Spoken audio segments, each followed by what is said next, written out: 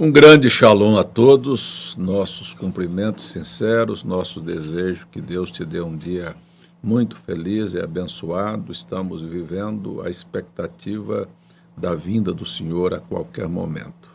Aqui hoje conosco nós temos a participação do irmão Marco Silva, que é um pregador do Evangelho, um moço que também manuseia, dirige uma equipe de vendas. E como é que nós estamos vivendo e como é que você está sentindo, vendo toda esta paralisação e você nesse convívio com as pessoas, qual é o sentimento que você consegue captar das pessoas, se é um sentimento de frustração pela paralisação, de desespero, de caos, como é que você também tem ajudado a manter a calma desse povo? Pois é, Deus abençoe, bom dia a todo o nosso povo aí que está nos assistindo, Deus abençoe, pastor César, bom dia. Então, é uma situação que está aí, né, às claras, essa pandemia, essa crise, de toda maneira, infelizmente, a gente vê que as pessoas, elas estão, por falta de uma preparação, né, as pessoas, elas estão realmente entrando numa linha, vai passando, parece que começou meio que uma brincadeira, né, uma brincadeira chinesa, e o pessoal, muita gente levando na brincadeira, mas hoje já está se vendo que está indo para uma linha muito, muito complicada, né? Tanto na parte da saúde, como também, principalmente, na expectativa da economia do Brasil e do mundo, que tá sendo ameaçada, né? Está muito complicada hoje. E eu até fiz uma live e algumas reuniões com o pessoal, como o senhor falou aí, a gente tem tentado, assim como o senhor tem feito, acalmar, né, os ânimos, confiar que Deus está do nosso lado, que isso é uma onda que vai passar. Contudo, uma das coisas que a gente tem observado, pastor César, é o seguinte: o grande problema da crise, o grande problema que tem afetado as pessoas é exatamente a falta de preparo. Pelas pessoas não estarem preparadas, é onde vem o desespero, é onde vem o estresse, é onde vem as preocupações, é onde vem até mesmo as doenças. Porque, por exemplo, uma coisa que eu sempre falo muito lá com o nosso pessoal, enfim, e para o nosso pessoal também que nos acompanha pelas as redes sociais, uma coisa que a gente bate muito é aquilo que Jesus falou, que ele veio para trazer, para nos dar uma vida em abundância. E como eu coloco muito lá, para você ter uma vida abundante, existem 5 pilares principais, né? E o primeiro é a vida espiritual, tem que estar muito alinhada. O segundo é você ter uma vida familiar alicerçada. Depois, uma vida saudável, que é cuidar da saúde. Depois, uma vida social, aí, onde você tem aí os seus contatos com as pessoas, com seus parentes, enfim. E por último, é a vida financeira. Se esses 5 pilares estiver alinhado, você tem tudo para viver uma vida feliz, uma vida plena, uma vida alicerçada. Agora, o grande problema está exatamente aqui. Veja só, a gente entrou nesse caos, entrou nessa crise, e as pessoas que não se prepararam, porque você pega lá José, e José, quando foi chamado por Faraó,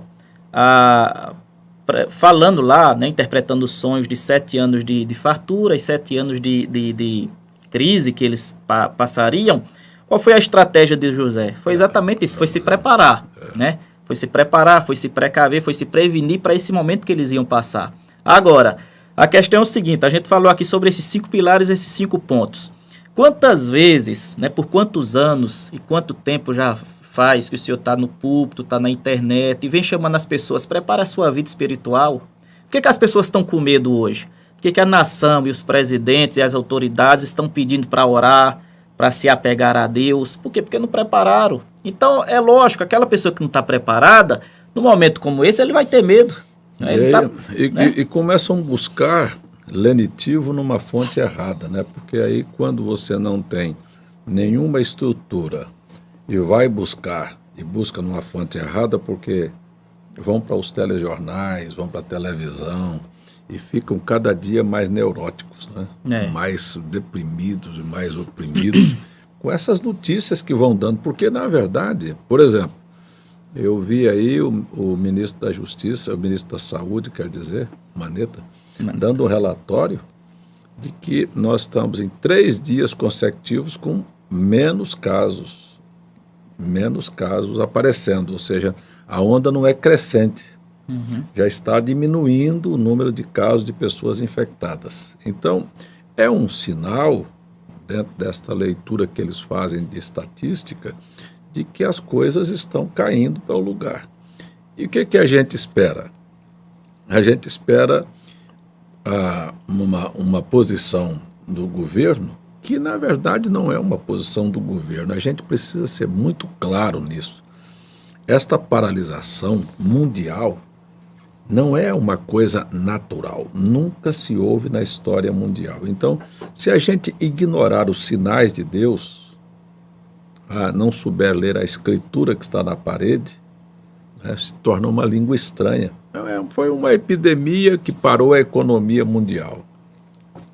Eu, particularmente, na minha análise, é assim: Deus está chamando a atenção do povo. Olha aqui como é que são as coisas. Olha o que vai acontecer de fato quando houver uma intervenção sobrenatural na Terra. Porque se um vírus parou, você já pensou as pragas do Apocalipse? Né?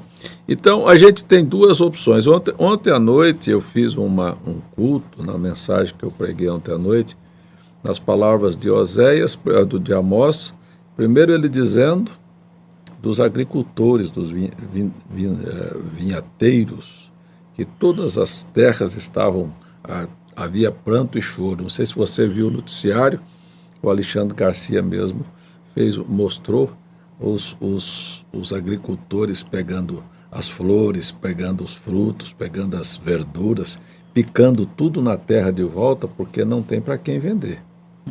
O povo está recluso e aí a oi está estragando, se perdendo. Como ele disse, quando eu era menino, se ouvia dizer que jogar um pedaço de pão fora era pecado. O pecado nós estamos vendo agora que é muita comida, muita fruta, verdura se perdendo. Então a Bíblia diz que haveria um pranto. Depois diz assim: e vós, para que quereis vós o dia do Senhor? Veja a minha pergunta, porque isto para mim é a maior das realidades. Eu, como pregador do Evangelho, anunciando uma mensagem que precursa a segunda vinda de Cristo, que veio para chamar a atenção para a vinda de Cristo, eu acredito que o povo não sabe o que é viver a vinda de Cristo.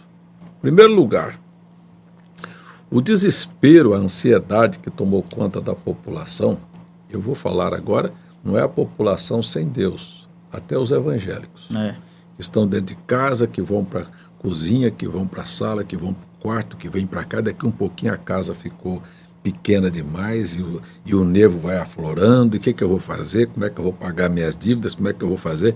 Mas vamos botar isso assim de uma maneira bem linear. E se não houver um amanhã mais?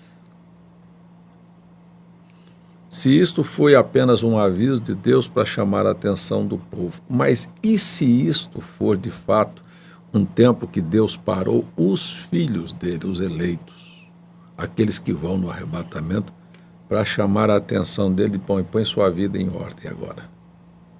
Não vai haver. É uma coisa que tudo que você vai analisar tem 2 lados. Mas, primeiro, você como empreendedor, vendedor, que tem esse trabalho bem-sucedido, seria melhor para você voltar ao trabalho ou ter o arrebatamento? Ter o arrebatamento. Mas é isso que a gente deseja? Porque, para mim, essa noite, depois que voltei daqui, do culto, fui para casa, estava conversando com a minha esposa. Hoje de manhã já conversei com ela também sobre este assunto.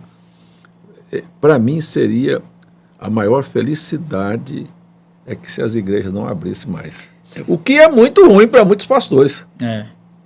Eu falei isso ontem no carro com a minha esposa. A gente estava aí no supermercado, é a única coisa que está aberto. E aqui eu já abriu tudo, já abriu loja de material de construção, a construção civil já voltou a estar funcionar hoje, já abrindo aí. Então, aí a gente ia no carro falando exatamente isso. Eu disse: e se for o momento, se for o arrebatamento, o que é que tu acha? Ela disse, não, por mim está tudo bom.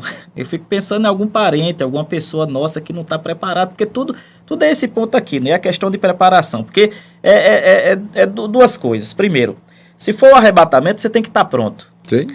E se não for, de todo jeito, falta de preparação, tanto para passar por essa crise, como para superar ela, é onde as pessoas vão entrar e vão padecer com essa crise. Por quê? Porque não se preparou, por exemplo, o senhor falou aí, as pessoas estão dentro de casa, corre, bate.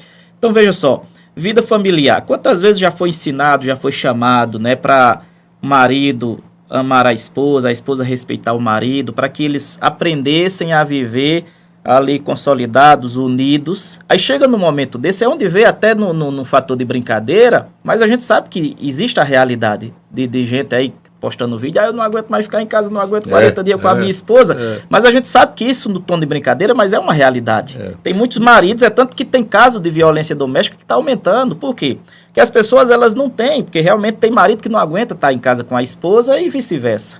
Então, ou seja, por falta do ensinamento, por falta da preparação, hoje está insuportável viver dentro de casa com a esposa, com o marido, com os filhos. Por quê? Foi falta de orientação, foi falta de chamado, foi falta de uma advertência, né? Tem aí, porque eu tô em casa, tô com a minha esposa lá, mas tá tudo bem, tá tudo certo, a gente tá feliz. Então, veja, quem se preparou, tanto na vida espiritual, ele tá descansado. Se for o arrebatamento, eu tô pronto, tô preparado. Se não for, eu tô descansado, porque eu sei que essa doença não vai atingir minha família, praga alguma chegará à sua tenda, você tem uma promessa debaixo de Deus aí, não é? Na vida familiar, conjugal, você está bem com a sua esposa, você está bem com os seus filhos. Na vida financeira, Deus promete também. Na vida financeira, Deus promete, e até aquele, né? Foi o que eu falei também, e o senhor também já falou isso, né? Por que as pessoas, elas não têm uma educação financeira, né? De poupar, de segurar, né? De não gastar tudo que ganha. As pessoas ganha e gasta mais do que se ganha. Aí chega um momento desse, aí tá numa situação dessa que não sobrou mais dinheiro, não tem caixa, não tem recurso.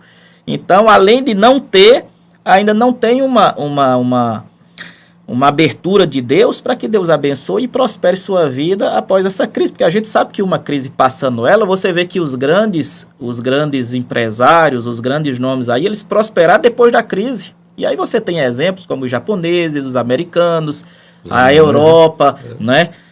A própria Itália, que foi devastada, mas se tornaram potências mundiais depois de uma crise, depois de um momento como esse.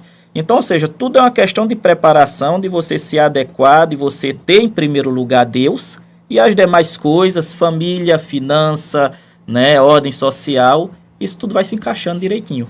Porque, na verdade, é isso, o justo ele está descansado, ele sabe que há uma proteção para a família dele. O justo está descansado numa promessa. Fui moço, hoje sou velho. Nunca vi um justo mendigar o pão, nem sua descendência desamparada. Então, este caos, este pânico que se fazem é uma coisa, a gente sabe que é passageira. E a crise, após uma crise, sempre vem um momento de alívio. Eu preguei aqui, você sabe, Salmo 23, ele vai nos levar a pastos verdejantes. Mas e se os pastos verdejantes não for uma abertura comercial, não for a volta à escola, não for a volta à vida social normal, for o arrebatamento, não são pastos verdejantes? Uma hora...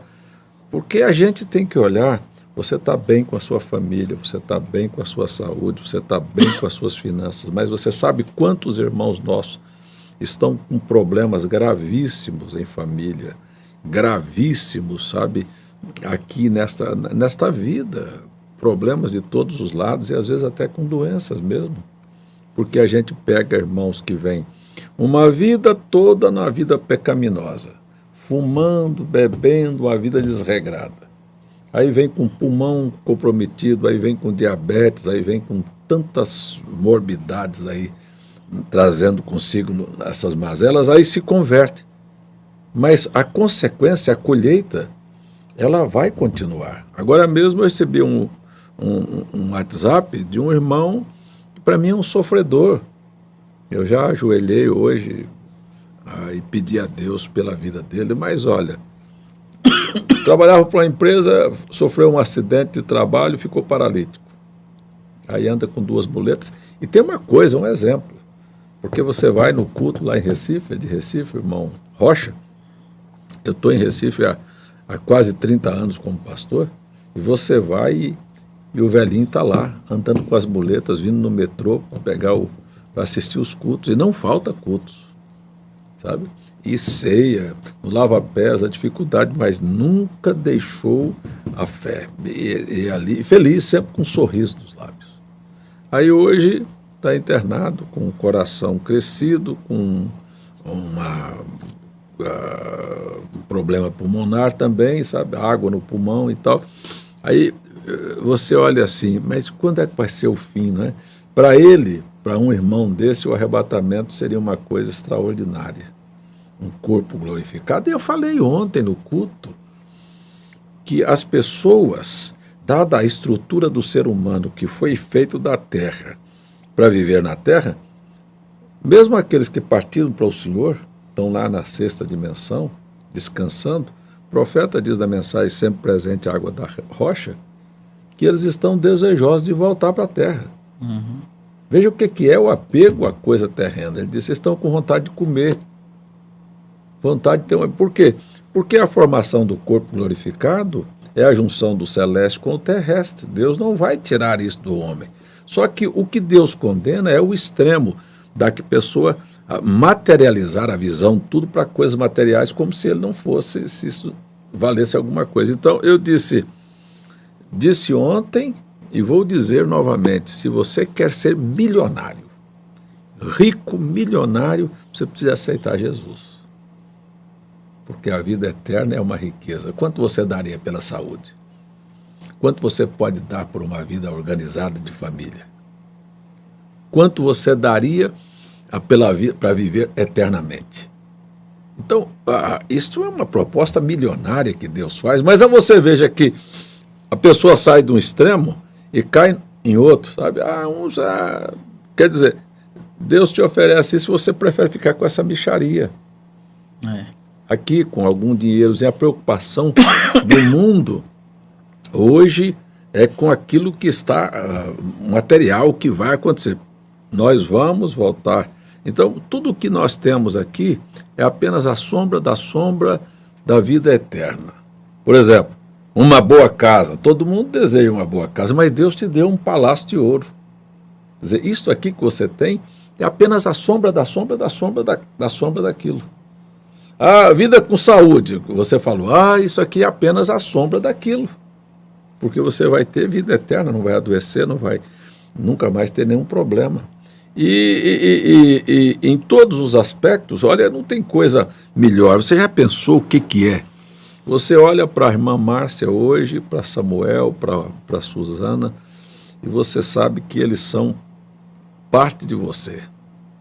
E você pensar que na vida eterna, você, irmã Márcia e seus filhos são possessão eterna um do outro. Você não vai ser o pai, mas há algo nele que aponta para você que você é parte dele e que ele é parte de você. É uma coisa, é uma corrente que vem lá da alma. Não é que você vai dizer, você vai ensinar Samuel na vida eterna, não. Mas vocês serão... Então, o que é hoje, se o dia do Senhor fosse hoje, e nós entrássemos para uma vida de comunhão ampla, quer saber de dinheiro, quer saber de correria, quer saber de lágrimas, quer saber de problemas. Quantos problemas você tem na vida com vendedores, com pessoas ingratas, com pessoas que não... Então eu acho que o momento da reflexão aqui, a gente olha esta crise. Eu estou com vontade que a crise passe. De qualquer lado que passar, para mim está bom. Pois é, esse é o ponto, né? É aí onde infelizmente, quantas pessoas estão dentro encaixadas nesse pensamento seu? Se a crise passar, tá bom.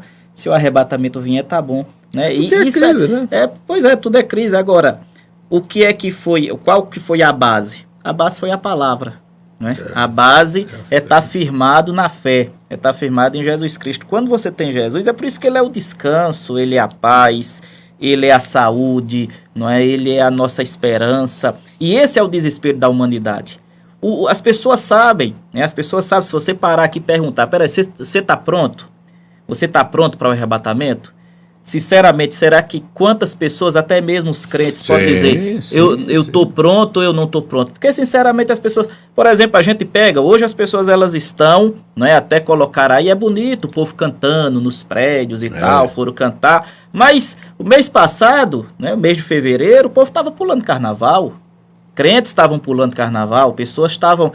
Veja a coisa horrível que fizeram aí com a imagem de Jesus e tal, o homossexualismo e tanta coisa feia, né? Mas quando chega num momento igual a esse, então, lá no fundo da alma, as pessoas sabem que elas não estão prontas. Elas sabem que elas não estão preparadas para passar por isso, que não é nem 0,001% do que vai ser a grande tribulação, do que vai ser aquele momento terrível que esse mundo vai passar. Então, o fator, sabe, se preparar, né, ter o azeite nas lamparinas, buscar, em todos os aspectos, é fundamental, né? É fundamental. A gente, veja que ultimamente, se a gente for acompanhar aí, nós tivemos, esses últimos meses, nós tivemos ensinamento aqui, como foi falado ontem, né? O senhor falando aí sobre o Apocalipse, preparação para a vinda de Cristo. Nós tivemos momentos aqui que as pessoas foram chamadas para terem um acerto entre suas famílias, as pessoas foram chamadas para cuidar da saúde, porque quem menos tem medo ou não tem medo nenhum dessa doença hoje é quem está com a saúde controlada. Quem tem uma alimentação agora, quem está diabético, quem comeu demais, quem está aí, exagerou aí em não ter cuidado com a sua saúde, são as pessoas vulneráveis, são exatamente as pessoas que estão tendenciosas aí, como aconteceu um caso lá em Natal, uma pessoa que morreu, mas diabético e tal, não cuida da saúde. Então, aí você vai ver que os casos que estão indo para essa linha é tudo gente doente, são tudo pessoas que nunca cuidaram da saúde, nunca cuidou da alimentação, nunca se preocupou, até tem dinheiro, porque muitos são classe média, mas ter dinheiro não significa ter saúde. Não, horrível, né? Você tocou em 2 pontos interessantes. Primeiro, você falou sobre a questão, ontem morreu o primeiro caso confirmado de uma pessoa aqui de coronavírus na Paraíba, lá de Patos. Um moço de 36 anos. Diabético. Então, não é questão, porque essa é o grande resultado. Você vai pegar o histórico de saúde diabético. Segundo caso, sabe por que o coronavírus teve esta proporção aqui no Brasil? Porque aonde começou a manifestar a infectação do coronavírus foi na classe média alta. Classe média alta. Classe média alta, porque eram pessoas que estavam vindo do exterior. Isso. Eu estou vindo da Alemanha, eu estou vindo dos Estados Unidos, estou vindo aí, trouxeram essa mazela para cá. Então teve uma repercussão, mas e se tivesse estourado na favela? Você acha que a saúde pública estava parando o comércio, parando a igreja, parando, sabe? Não, ele ia dizer, não, morre aí todo mundo. Se fosse esperar, porque é esse o ponto, né? A televisão, ela tem esse dom de amedrontar as pessoas, porque, na verdade... Não, só vende miséria, né? Só vende miséria. E a ideia, porque na verdade existe uma coisa no cérebro do ser humano que é uma autodefesa.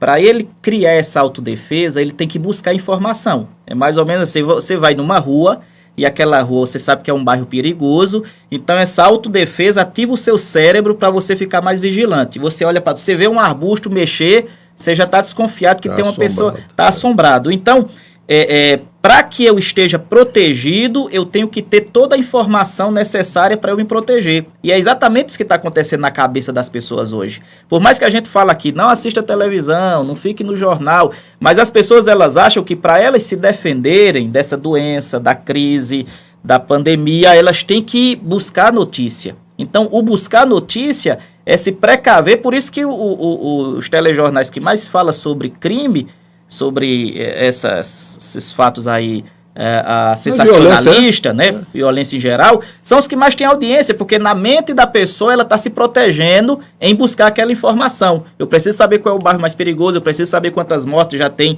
do coronavírus, eu preciso saber, e isso a pessoa não está enxergando, que ela está trazendo para ela uma informação negativa e está abalando mais ainda a sua fé e a sua esperança de vencer isso. A gente aqui, pela graça infinita de Deus, Deus prepara tudo para uma hora, nós tivemos aqui um momento de conscientização para a população se acalmar com mensagens de fé.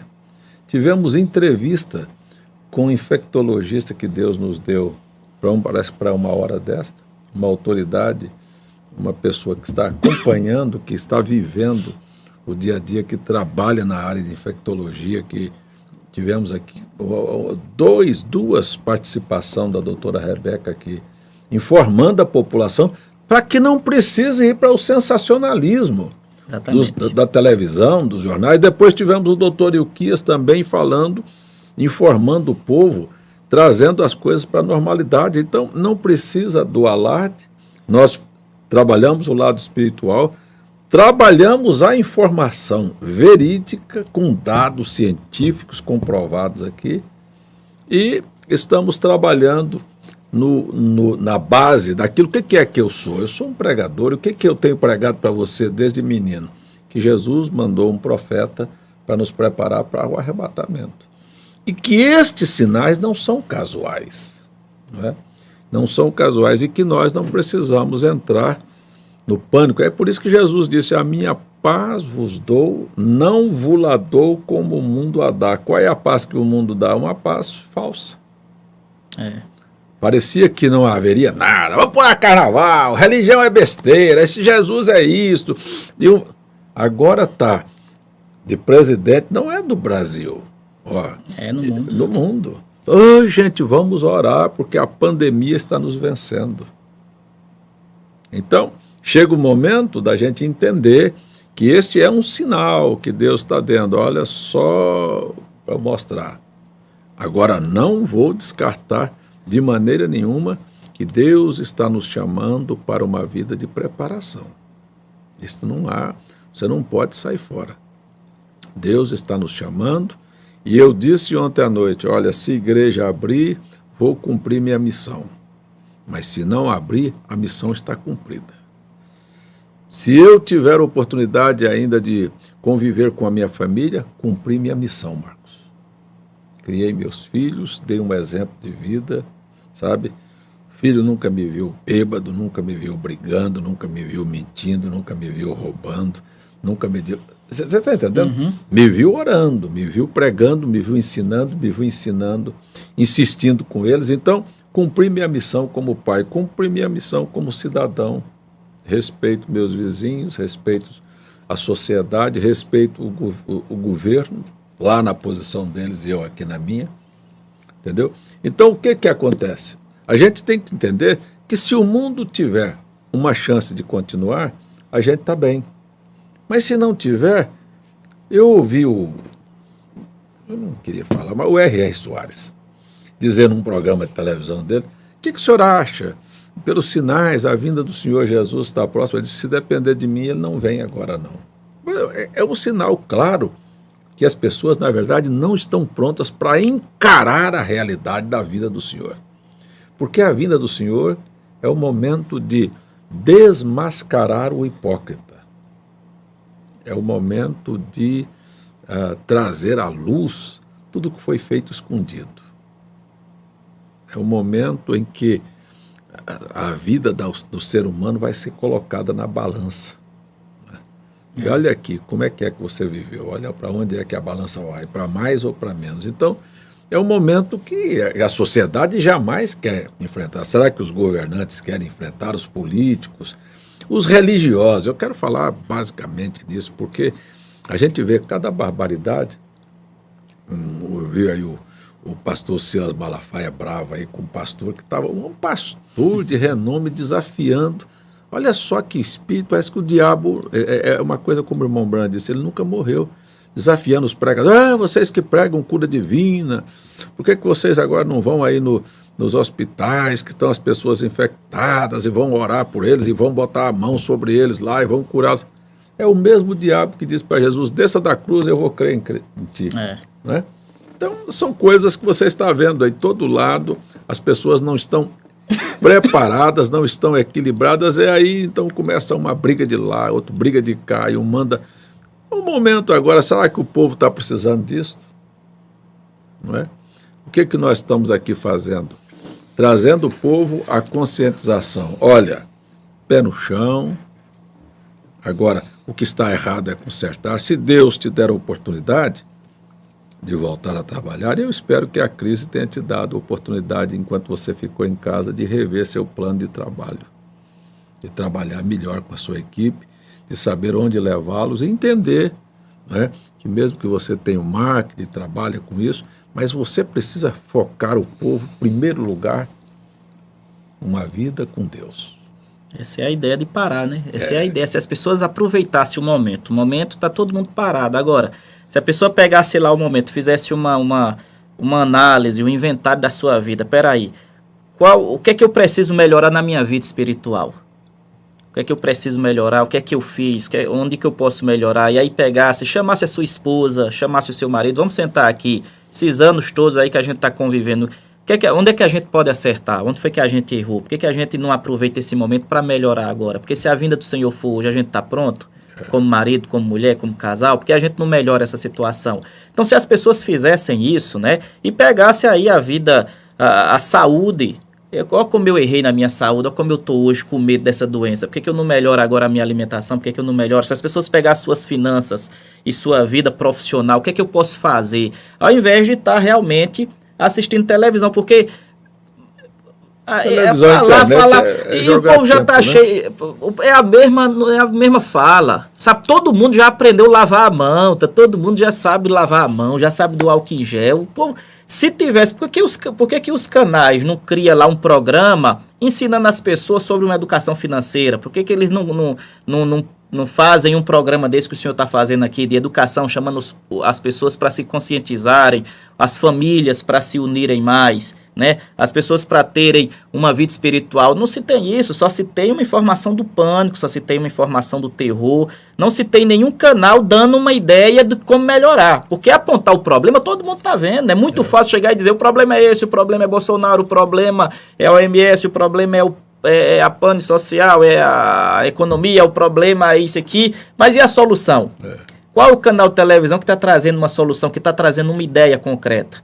Ninguém traz ideia, ninguém mostra um meio de dizer assim, ó, se a gente fizer isso, se a gente trabalhar, então, já que ninguém faz, a gente chega aqui e faz, né? Estude, se qualifique, melhore a sua vida, né? Ao invés de estar assistindo isso, vá na internet, leia a Bíblia, leia um livro sobre desenvolvimento humano, sobre capacitação, né? Na sua área profissional, o que é que eu posso fazer para melhorar depois que eu sair disso? Porque muita gente, vai ser demitida muita gente. Sem dúvida. Quem não vai ser demitido? Aquele que está se preparando. Aquele profissional que é qualificado, aquele que é bom, aquele que está estudando. O que é que eu posso fazer para melhorar a minha empresa? O que é que eu posso fazer para melhorar no meu campo de trabalho? O que é que eu posso fazer para criar uma ideia para melhorar o meu comércio? Inclusive, eu até estava lendo isso, esse chocolate novo, a Nutella. A Nutella surgiu após uma crise. Foi onde estourou. Eles era uma pequena fabricazinha de chocolate e quebraram depois da Segunda Guerra Mundial e não tinha cacau. A crise muito grande, não tinha cacau muito caro, e foi aí que o camarada teve uma ideia de fazer doce com avelã, com nozes, e misturou ali e tal, e criou um ingrediente, e criou um creme, uma pasta para colocar nesses pães. E depois ele foi aperfeiçoando e criou, tinha um nome lá que era creme, alguma coisa. Depois ele desenvolveu com outro produto junto com o filho dele. Daí veio a Nutella, que tem pouquinho cacau, né? Bem pouquinho cacau, que é a matéria-prima mais cara, mais nozes, mesmo assim estourou. O povo gosta mais de Nutella do que o próprio cacau, do que o próprio chocolate. Então veja, mas da onde saiu? Saiu de uma crise, ele parou, ele pensou, ele pesquisou, ele estudou. Então, ao invés das pessoas estarem brigando, discutindo quem está certo, se é Bolsonaro ou se é a OMS, se tem que ficar em casa ou não tem que ficar em casa, e assistindo o jornal, vá se preparar, vá estudar. Tem curso aí na internet de graça, tem tanta coisa boa que você pode se qualificar, que você pode melhorar tanto sua vida espiritual como sua vida profissional também, né? E todas essas áreas. E se a gente pegasse e acreditasse em Jesus numa hora dessa seria muito bom, não é? É. Primeiro, quando Jesus disse, olha, se preparar, todas essas coisas que foram colocadas aqui são necessárias. Mas primeiro, o reino de Deus. Primeiro o reino de Deus. Então, meu conselho a você, como pastor que sou, primeira coisa, nunca faça um evento sem colocar Deus em primeiro lugar. Não entenda que a autoajuda, sabe, que é dada hoje pelos cursos e tal, essa motivação é a solução. Você pode ser altamente motivado, se Deus não estiver por trás, você acaba no fracasso. Cadê a força das nações hoje? Então, estão recorrendo às grandes nações do mundo. Pegar os Estados Unidos, o presidente está pedindo para o povo parar para orar. Então, Deus deve ser em primeiro lugar. Se você não o coloca em primeiro lugar, vai chegar um momento em que você não tem crédito com Ele e vai precisar dele na história da sua vida. Então, motivação, ótimo. Ensinamento, em todos os aspectos, ótimo. Mas se nós colocássemos o Rei de Deus em primeiro lugar, nós vamos ver que todas essas coisas que nós estamos falando aqui, parte da orientação que Jesus deu. Tanto a sua vida familiar, a sua vida com o próximo, o seu relacionamento marido e mulher, filhos, tudo isso está dentro dos ensinamentos de Jesus. E quando a gente fala em Deus em primeiro lugar, nós estamos falando do conjunto todo. Nós estamos falando de tudo aquilo que Deus, que Jesus, isto é honrar, é colocar o reino em primeiro lugar. Agora, eu critiquei uma artista de novela aí, que veio na televisão, na internet, pedir 1 minuto de oração para o mundo, para Deus fazer passar essa crise com 1 minuto, recorrendo ao testemunho de um presidente da Inglaterra, de um primeiro-ministro da Inglaterra, que chamou o povo para a oração na época da Segunda Guerra. O testemunho, o que Churchill lá. Churchill, primeiro-ministro inglês. Primeiro-ministro inglês. Então, o que ele queria? O que ela queria? Mas lá, o primeiro-ministro não estava dando 1 minuto. O que nós vamos fazer? Uma hora tem 60 minutos. 60 minutos, quer dizer, e um dia são 24 horas. Hã? Nós vamos dar 1 minuto para Deus. O resto, o que nós vamos fazer com ele? Não, vamos colocar Deus em primeiro lugar. Vamos honrar a Deus. Quem nos dá a vida é Deus, quem nos dá a saúde é Deus, quem nos dá a sabedoria é Deus, quem nos dá entendimento é Deus, quem nos protege é Deus. Depois vamos dar 1 minuto para ele. É uma vergonha. Não é vergonha? É vergonhoso.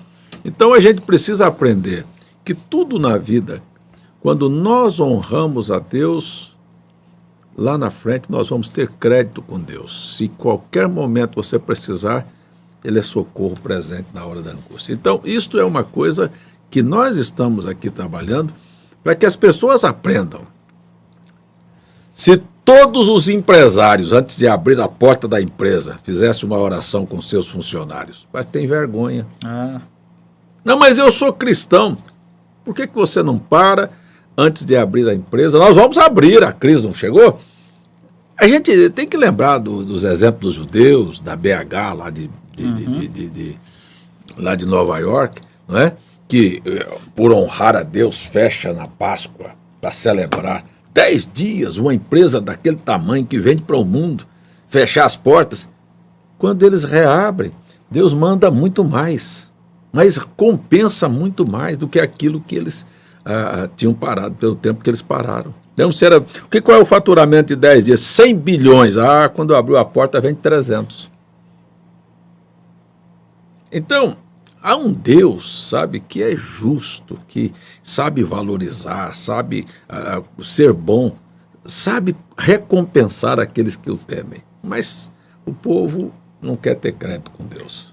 Sempre foi assim, né? Tudo, o senhor falou aí. A verdadeira motivação sem Deus, motivação sem Jesus é balela. É uma motivação mental. Que vai durar, eu estou acostumado a ver isso, você faz um evento e o povo grita e o povo pula, toque de caixa ali, né? E vai, agora eu vou arrebentar, agora eu sou o super-homem, agora eu sou o cara, agora eu sou a mulher empoderada. Com 24 horas já estão tudo arrasado, já estão tudo fraco, já estão tudo arrastando o chinelo. Por quê? Te ligando, te ligando e te chorando as mágoas, ligando aperreada, eu não consegui vender, eu tô assim e tal. Então veja que por quê? Por que existe isso? Porque, na verdade, é apenas uma coisa que... Não é algo duradouro. Não é algo duradouro. Eles foram incentivados. Eles foram incentivados. Aí, para compensar aquilo, o que é que ele faz? Eu li um livro de autoajuda, eu fui num evento, eu me motivei, eu me senti tão bem. Aí passa alguns dias, aí cai de novo. Aí o que é que ele faz? Ele vai procurar um outro livro, ele vai procurar um outro treinamento. Aí se sente bem de novo. E ele nunca chega a obter, sabe, um verdadeiro alicerce. Porque a verdadeira uma estabilidade, né? É quase como um usuário de droga, que ele precisa das drogas para se motivar.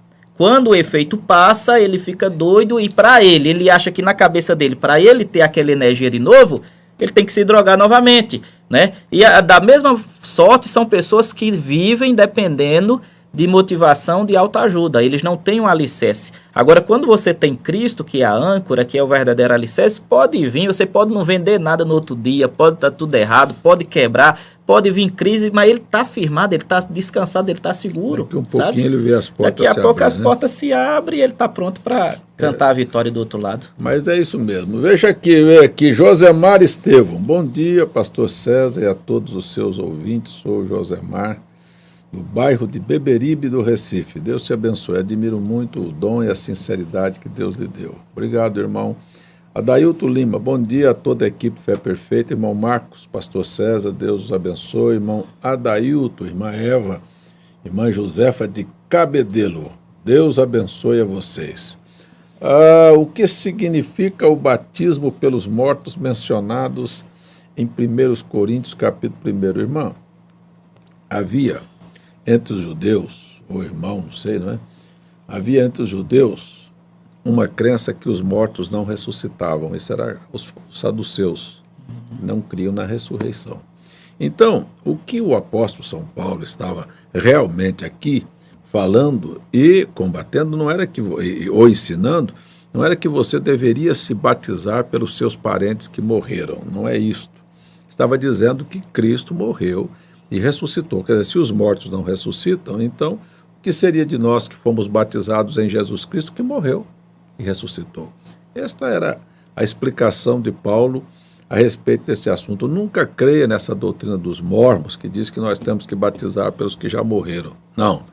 Nós nos batizamos em nome daquele que morreu. Pega aí na sua Bíblia a primeira carta de Paulo aos Coríntios, capítulo 1, verso 17.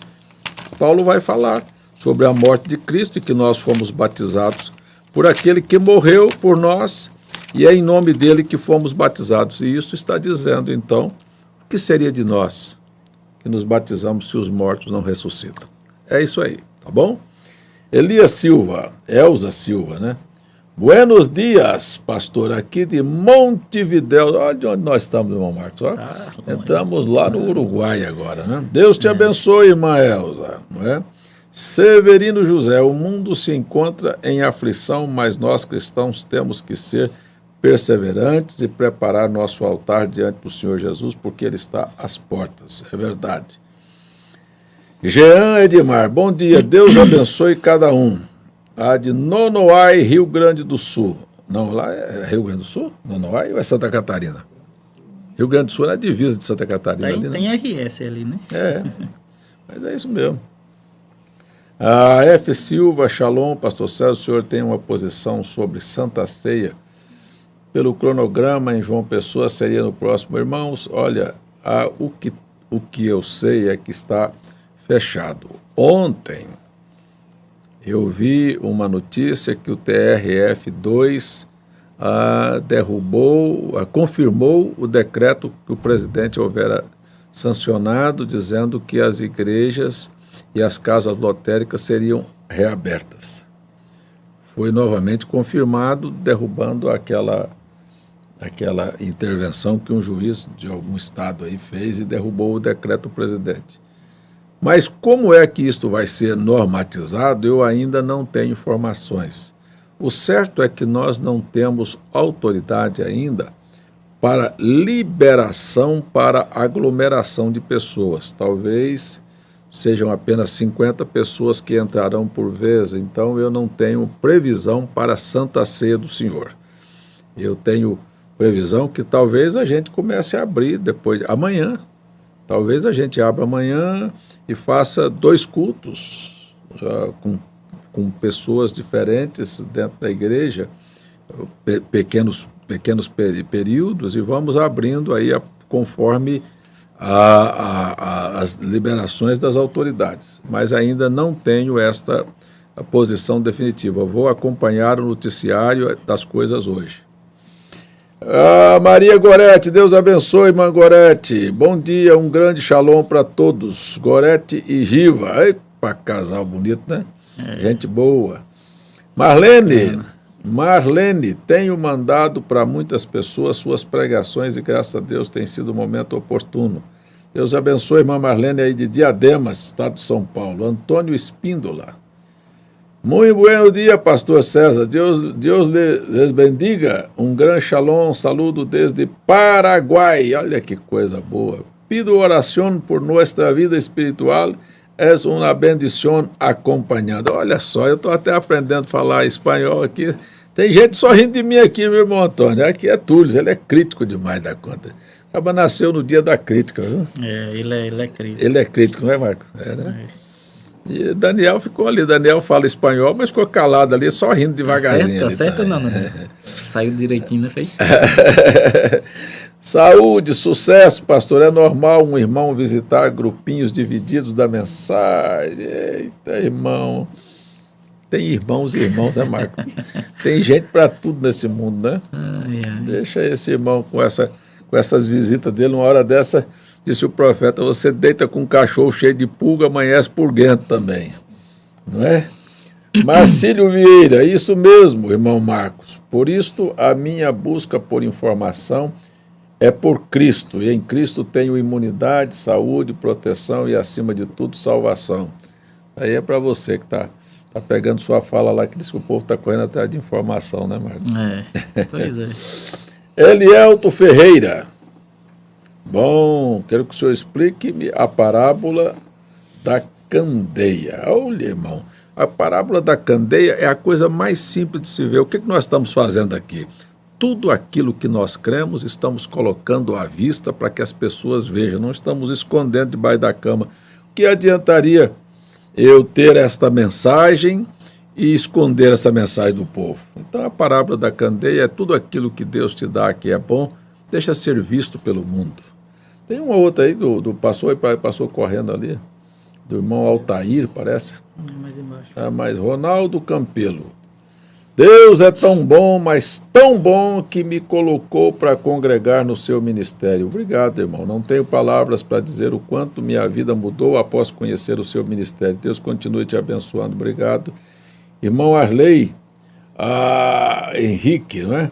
Pastor César, eu lhe pergunto, quando os ímpios vão ressuscitar na vinda do Senhor Jesus? Olha, os ímpios só ressuscitam depois do milênio. A vinda do Senhor, a primeira ressurreição é só para os eleitos, a segunda ressurreição, que é depois do milênio, é que vão ressuscitar os ímpios, né? Altair Barbosa, de Natal, o irmão Altair de Natal. E quanto aos Estados Unidos, que uma mulher ascenderia ao governo na profecia de William Branham, vai comentar que a misericórdia do Senhor cubra tudo. Está pedindo para comentar sobre. Comentar. Muito bem, irmão Altair. Olha, o profeta William Branham, ele falou na visão de 33 que ele viu uma mulher crescer e se tornar muito poderosa nos Estados Unidos. Ele pensou que poderia ser o crescimento do catolicismo, porque os Estados Unidos foi colonizado pelos evangélicos. Mas com relação à política, o irmão Branham nunca disse que é assim, diz o senhor, que uma mulher vai chegar a ser presidente dos Estados Unidos. Ele disse que o dia que uma mulher chegasse a ser presidente dos Estados Unidos, a gente, de alguma maneira, tivesse aberto, né? Nós chegamos aí a ver na eleição passada que a Hillary Clinton chegou, muito próximo. A gente pensou, olha, talvez seja aquilo que o profeta William Branham tenha falado. Mas eu quero dizer a você que ou com esta mulher, ou com outra mulher, ou qualquer mulher, e a qualquer momento uma mulher pode chegar à presidência de qualquer país, como chegou aqui no Brasil até uma guerrilheira. Né? Chegou aqui a ser presidente do Brasil, mulheres já foram presidentes de tantos países, tem aquela senhora lá da Alemanha, tem a Cristina Kirchner aqui da Argentina, e teve tantas outras mulheres que já ascenderam aí ao poder, e não é difícil que se ascenda uma aos Estados Unidos. É a mesma a conotação do Papa Preto também, né? O dia que chegar a ter um Papa Preto, aí depois outros já dão a interpretação que esta ordem de que o Francisco pertence é chamada de Papa Negro, da ordem sacerdotal negra. Então, é esse o Papa Negro? Então, tudo isso são coisas que a gente... Mas a coisa é assim, Maltair, minha preocupação é assim, vamos fazer o seguinte, o dia que chegar uma mulher ser presidente dos Estados Unidos é que nós vamos colocar nossa vida pronta para o arrebatamento, e se nós morrermos antes? Estamos perdidos? Então, preparar a vida para o arrebatamento, que é algo coletivo, é uma necessidade, mas estar preparado individualmente, porque ele pode me chamar hoje, é uma necessidade também. Exatamente. De forma que a gente não pode ficar olhando, eu vou esperar tal coisa acontecer, como outros dizem assim, o dia que a Califórnia afundar, e se ela afundar hoje, o arrebatamento for 1 minuto antes do afundamento, e você não ter tempo para poder se preparar. Então, estes efeitos, estas colocações, são todas elas complementares. O primeiro é, vamos ajustar, acertar, colocar em prática aquilo que temos ouvido, que temos sido ensinados. Eu tenho certeza que isto não vai prejudicar a vida de ninguém, vai só melhorar. É igual o momento que a gente está passando agora, né? As pessoas precisavam esperar acontecer um caos desse, uma pandemia dessa, para pensar, será que depois disso as pessoas ainda vão parar e vão esperar acontecer uma coisa pior? Parece que, será que o momento de parar o mundo, de parar a economia, de parar o comércio, de parar as fábricas, de parar tudo, será que não é suficiente para as pessoas se conscientizarem que é um chamado de Deus, que é uma advertência de Deus, que talvez seja a última chance que Deus está dando, né, para as pessoas se acertarem, para as pessoas se alinharem, para as pessoas melhorarem sua vida espiritual, ou vão esperar acontecer uma coisa pior? E aí, quando acontecer uma coisa pior, será que vai dar tempo? Será que, como o senhor falou aí? Então, eu acho que é esse o ponto, é acertar antes, não é ficar esperando, aguardando que aconteça o maior colapso mundial, aí depois não dá mais tempo, aí não dá tempo batizar, não dá tempo oração, não dá tempo fazer mais, já foi. Então é acertar antes. Tem muita gente me cobrando, inclusive, pastor, como é que eu posso me batizar? Quer dizer, a gente, não estou criticando, mas essas oportunidades foram dadas ao longo dos anos. Ao longo dos anos essas portas estão abertas. Agora, uma coisa eu tenho certeza, é que disse o profeta, Deus não chama homem a julgamento sem primeiro dar uma advertência. Então, a advertência mundial foi dada, que o homem, olha, para mim, irmão Marcos, particularmente, eu até não entendia como é que a economia mundial podia quebrar. Mas eu vi que é muito mais fácil de quebrar do que a gente imagina. É muito fácil. Você vê que um vírus parou o mundo. Como é que Deus vai quebrar a economia mundial? Meu amigo, é muita fragilidade. O ser humano não tem nada sólido. É muito frágil. Então, para Deus mudar uma situação dessa, olha, eu vou dizer, eu estou saindo mais crente dessa crise, mais fortalecido. Estou saindo com muito mais vontade eita, que coisa boa, né? Se a crise passar. Ela vai passar, né? Esse é o ponto, né? E o que é que a crise está fazendo com as pessoas? Ou o que é que a crise vai fazer com as pessoas? Você vai se fortalecer mais ou você vai ficar mais fraco?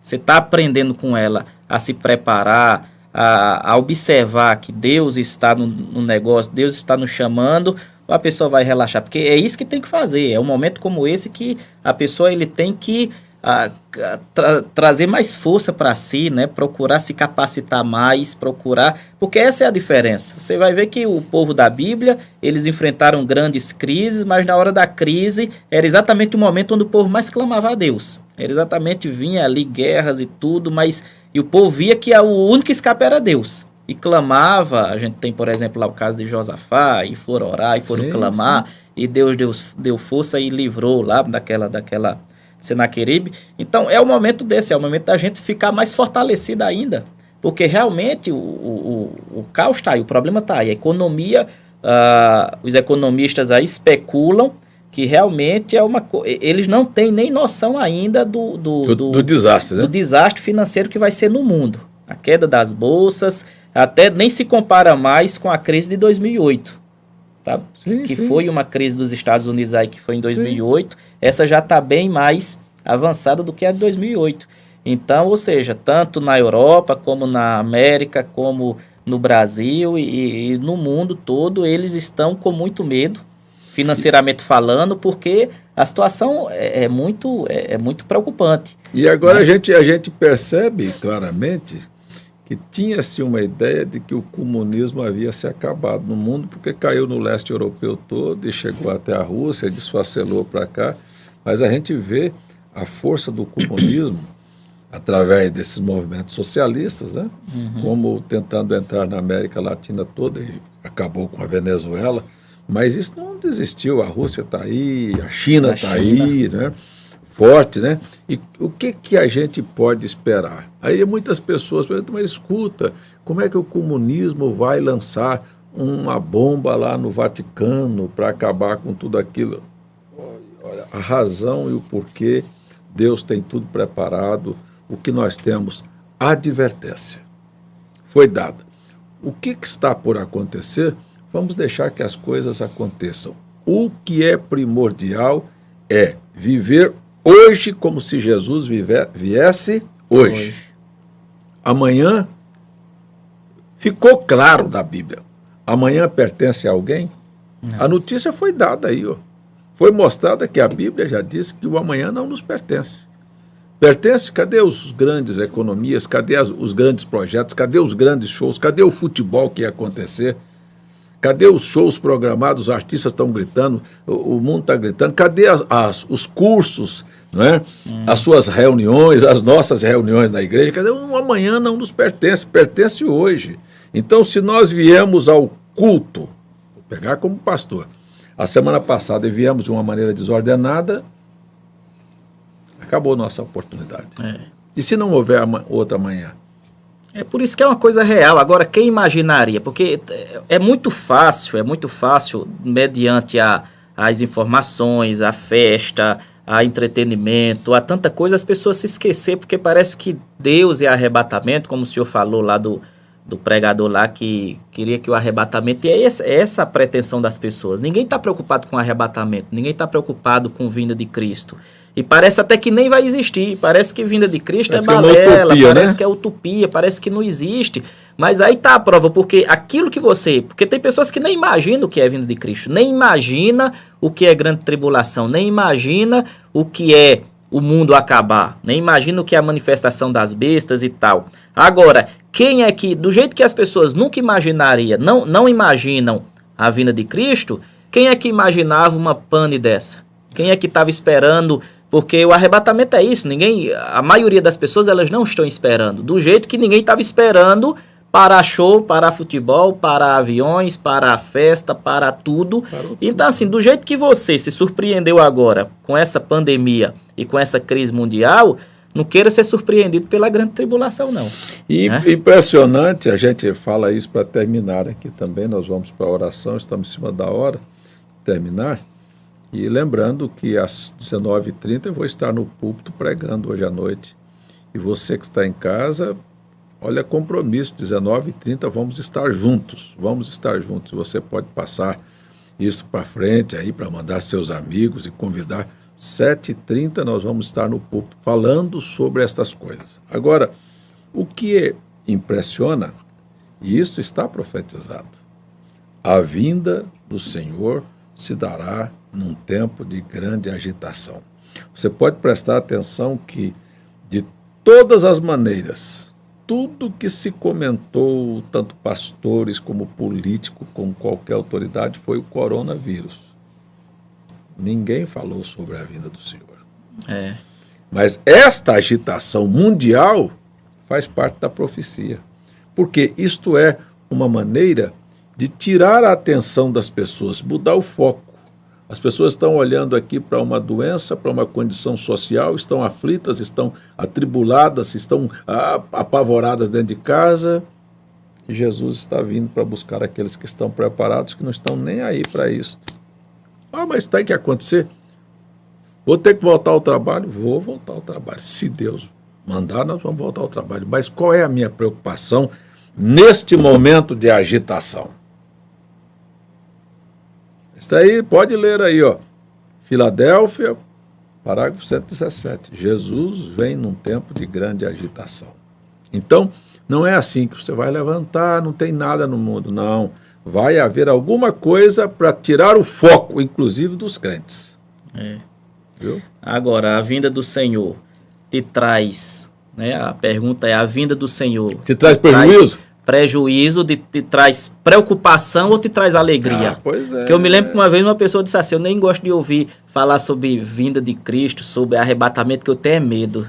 Ou seja, então são as pessoas despreparadas, né? Eu tenho maior medo, eu tenho maior pavor quando começa a pregar sobre a tribulação, aquelas coisas. Então veja que a vinda de Cristo para uns traz alegria, traz descanso, para outros traz medo e preocupação. Por isso é que Amós disse, para que quereis vós a vinda do Senhor? Dia de trevas será e não de luz.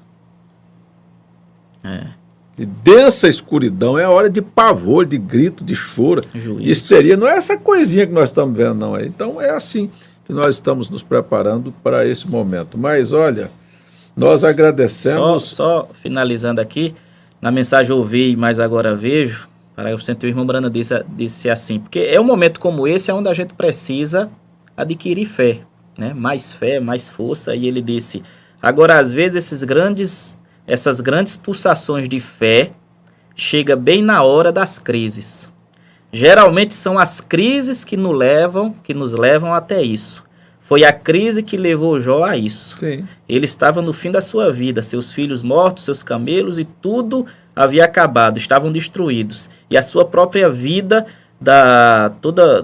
do topo da sua cabeça até a sola dos seus pés, ele tinha feridas. Foi uma crise pela qual ele passou, mas foi aí onde a inspiração o atingiu.